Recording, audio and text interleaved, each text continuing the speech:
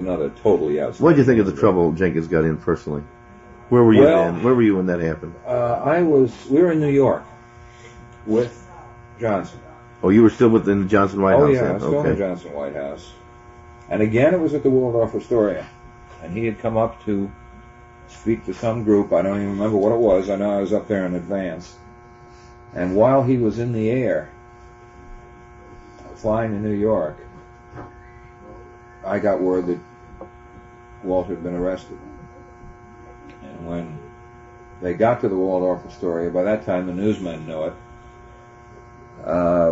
he went directly to his suite. Did not go directly to the dinner as was planned. He went up to his suite and they got busy on the phone with George Reedy. And George told me about it.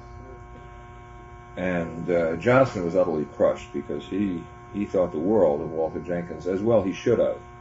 Walter Jenkins, if you came into the White House on a Sunday afternoon to catch up on your work, he'd be there. If you went down on a Sunday to pick up the newspapers to go over them at home, he'd be there. If it was 11 o'clock in the morning on Sunday, he'd be there. If it was 8 o'clock in the evening on Sunday, he'd be there. He was just a ton.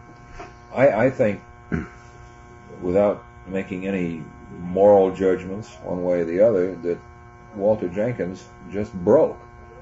And this is the way it was manifest. It manifested itself in a way that society wasn't willing to accept. Did Johnson know about his previous I don't thing? know. I understand that he did. You think so? Yeah, I think he did. Yeah, I mean, because Walter had a couple of breakdowns before, almost breakdowns, and this is the way they manifested themselves.